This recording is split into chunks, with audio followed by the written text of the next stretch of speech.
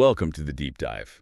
Today, we're really locked in on the NBA playoffs. Yeah, specifically that huge Game 7 coming up, Oklahoma City Thunder versus the Denver Nuggets. Exactly. The defending champs against the upstarts who've had an incredible season. We're basing our analysis on some great stuff. A post-Game 6 breakdown with Stephen A., Bob Myers, Kendrick Perkins, Malik Andrews. And we've also got insights from Shams Charania on the injury front and some analysis from Chana. It's going to be good. It really 35 points. After OKC just dominated Game 6. They'll empty the bench and listen to this And the roar. stakes couldn't be higher. For OKC, it's a chance to reach the conference finals for the first time since, 2016? Yeah, a long time. Yeah. And for Denver, then it's the about Thunder took proving command. they can defend that title under serious pressure. Absolutely. Okay, so here's what we want to sort of unpack today. We'll look at OKC's defense in Game 6, especially how they handled Jokic. That was something else. Definitely. Felt like a strategy shift. And the flip side, SGA versus Jamal Murray. Yeah. How those key guys performed or didn't. Right. And then the huge news, obviously, Aaron Gordon's hamstring. Is he playing? How effective can he be? That's the million-dollar question. We'll also touch on the Game 7 history, or lack thereof, for OKC, and just the sheer pressure on both teams. We really want to get beyond just the score, understand the factors that could actually decide this thing. Exactly. Peeling back those layers, like you said before. So let's dive into Game 6 then. That Thunder energy. Wow. That 18-5 run to end the half, that really blew it open. Yeah, 60-46 at halftime. What was driving that, do you think? Was it just effort, or was there more tactical? I think it was tactical, yeah. The defense on Jokic was so coordinated. It wasn't just one guy. Right. It was Dort. It was Chet Holmgren, Jalen Williams. They were sending doubles, sometimes even triples, almost immediately. Right. Like making him uncomfortable before he could even make a move. Like piranhas, as the source material called it. Just swarming him. Exactly. Denying entries, contesting everything, made his life really difficult. And Lou Dort was a menace. But the analysis also pointed out another defender's huge impact, right? The one with the +20 +-. Yeah, that shows how much OKC controlled the game when certain lineups are out there. But it wasn't just the individual stuff on Jokic. No, it spread, didn't it? How did that impact Denver's whole offense? Totally disrupted their rhythm. They shot, 4 for 19 from 3, just couldn't get clean looks. Ouch. And the turnovers, that was the killer. OKC forced 12 turnovers while only giving up 3 themselves. You can't win playoff games like that. No way. And OKC made them pay.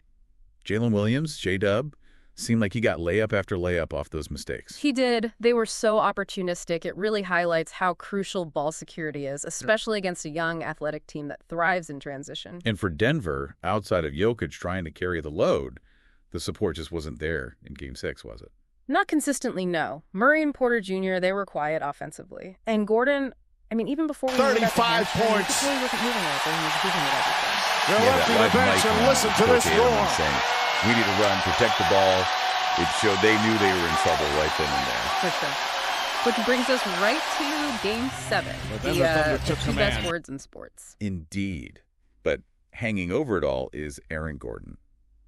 Grade 2 hamstring strain. That sounds serious. It is serious. Shams reported he's playing, starting even, which is just incredible toughness. Unbelievable heart. But, a grade 2 strain, that's significant tearing. How much can he really do, especially laterally? That's the worry. Perkins questioned the wisdom, Playing hurt against this OKC team, Bob Myers praised the effort too, but also mentioned, look, history isn't kind to hamstring injuries in the playoffs. Yeah, Myers basically said Denver needs a plan B because Gordon might start, but can he finish? Can he be effective for 35, 40 minutes? What does that mean for Denver, strategically, if Gordon's limited? Well, defensively, that's a big problem. Who guards their best wing players if Gordon can't move side to side? SGA could have a field day attacking that potential weakness. Right.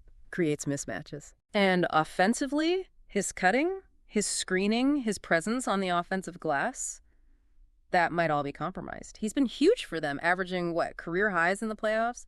16 points and over 7 rebounds. Yeah, rebounds, not assists. That's right. He's been vital. So, okay, if Gordon is limited, how do the Nuggets pull this off? Chana's analysis pointed squarely at one guy. Yeah, it's pretty clear, isn't it? Nikola Jokic needs an absolutely monstrous game. Like beyond his usual MVP level. Kinda, yeah. Chana mentioned his averages against OKC, something like 38 points, 14 rebounds, 10 assists. That's the ballpark they need, especially the playmaking. That assist number is key, right? Apparently, he hasn't hit double-digit assists in a while. Not since Game 5 of the first round. So it's not just scoring. He needs to draw that defense, make the right reads, and guys like Murray and Porter Jr., they have to knock down the shots he creates for them. It puts so much pressure on those two as well. Immense pressure. Chana basically said Jokic has to be, quote, virtually unguardable. He has to list the entire team. Okay, let's flip it. What about OKC? What are their keys, according to Chana's analysis? Well, first off, this is SGA's time, his MVP moment. He's been cooking from mid-range all playoffs, leads everybody in, makes their shooting 50%.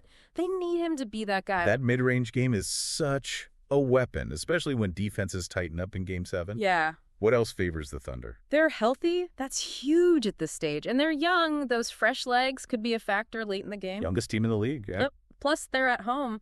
Best home record in the NBA this season. And they're motivated after losing Game 6, especially Jalen Williams, who had a bit of an off night by his standards. Yeah, you figure J-Dub needs to bounce back. He's their number 2 option.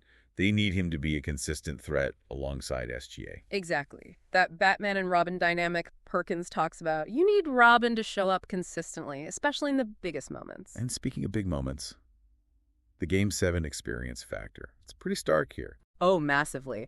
The Nuggets roster, collectively, they've been in tons of Game 7s. I think the number was 36 total, winning 26 of them. Something like that. Whereas OKC... basically zero experience. None of the current guys have won a Game 7. Only a couple have even played in one. That's a big difference in pressure situations. It really is. Yeah. But despite that lack of history, the expectations for this Thunder team are sky high, aren't they? Oh, yeah. People were picking them to go all the way, represent the West. Bob Myers even said, if they lose this Game 7 at home after the season they had, it kind of means we were wrong about how good they truly are right now. Wow, that's intense pressure for a young squad. It is. You win, close to 70 games in the regular season, though maybe not quite that high, but they were dominant. You've got the likely MVP. You've got home court. It feels like a no-excuses moment for them. Okay, so wrapping it all up, we've got Yeah. OKC's defense, which was suffocating in Game 6. We've got the huge question mark over Aaron Gordon's health for Denver. Right. Then there's the need for Jokic to be superhuman, basically. And SGA needing that signature MVP performance for the Thunder, plus that massive gap in Game 7 experience. It really feels like it could go either way. So many competing factors. It could come down to one play, one guy making a shot, or missing one. The pressure is just unbelievable on both sides. Absolutely. How they handle that pressure, who keeps their composure. Yeah. That might be everything. So here's something for you, the listener, to think about. We've laid out all these pieces. OKC's D, Gordon's hamstring, the Jokic burden, SGA's moment, the experience gap. What single factor do you think ultimately tips the scale in this Game 7? Which one element feels like the most decisive? Something to mull over. Thanks for taking this deep dive with us.